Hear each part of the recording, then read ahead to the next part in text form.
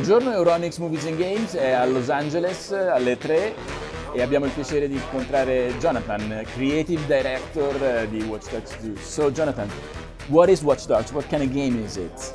Watch Dogs 2 is a game where you play as a DedSec hacker called Marcus Holloway, and you're fighting against the establishment to bring back control, since they tend to be using technology in a certain way which take away a bit of our freedom in the San Francisco Bay Area. Oh, very interesting. And since it's the second installment in the series, what has changed? So what do people that have already played the first game will find different in the new game? There's quite a few things that evolved since the first game. I guess the biggest change is the place. Every game of Watch Dogs needs to dig into reality first, so we had to choose the setting. The San Francisco Bay Area was really interesting to us, so we went and visited, and that was drive all our decisions. Exploring like Oakland, the Morin County, downtown San Francisco, and even Silicon Valley.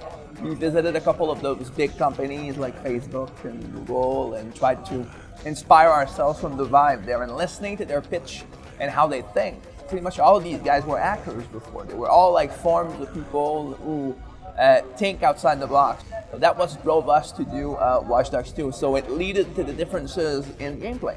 So the tone of it is a bit different because since we wanted that everything is possible type of attitude, we went for a younger hacker. Someone who would still be at the age where everything is possible and doesn't have preconceived ideas too anchored into him, and very intelligent in understanding how the system works. The other thing I would say is the depth of hacking. Something that the players of the first one wanted. They liked the hacking, they wanted more of it. So this time around, it's just more analog. So in the first game, you could point at something, press a button, and it would give a preconceived outcome. In the second game, pretty much everything offers choice. So all cars around you are now hackable, and you can remote control them. So you can have your own ideas with what you want to do with these cars around you. If you point at something that's more static, you can choose to turn it into a proximity trap, make it malfunction to attract someone, combine the two to then afterwards trigger it to take down someone. So it's all about bringing back this creative state of mind of the hacker so players can feel it while they touch the controller. So they play the game, see a problem or a challenge, and we hope that they're going to blow our mind by being very creative and hacking this situation, and not just following the flow as suggested by the level designer. So I think it's a lot more open than the first game. And it is an open world. I mean, we've seen the demo. It's amazing the level of detail of San Francisco, and you can actually roam free and choose to do whatever you want, right? Yeah, it's something we've added to the game is to have a lot more open into the game structure as well. So yes, it's an open world where you can go wherever you want, but there's more to it than that. Since you're a DedSec hacker, DedSec works with operations. So it's no longer a linear story like in the first game.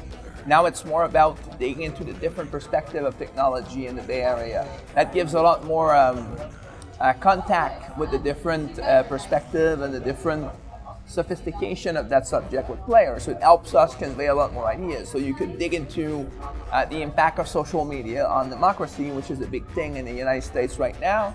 But you can also dig into AI and predictable algorithms and then profiling, pre-crime. So all of these subjects are there, and you can decide to dig into them and do the operations. That gives you followers, and followers for a group of hackers means more hardware, more power, more skills.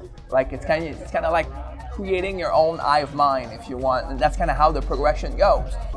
Perfect. We can't wait to see it. When can we will be able to play the game?